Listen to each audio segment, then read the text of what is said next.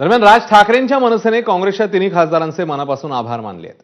मनसे नेते अविनाश जाधव आणि संदीप देशपांडेंनी नेमकं काय म्हटलं बघूया। तिन्ही वाघिणींचं आम्ही मनापासून आभार मानतो की त्यांनी मराठीचा आवाज आतमध्ये बुलंद केला।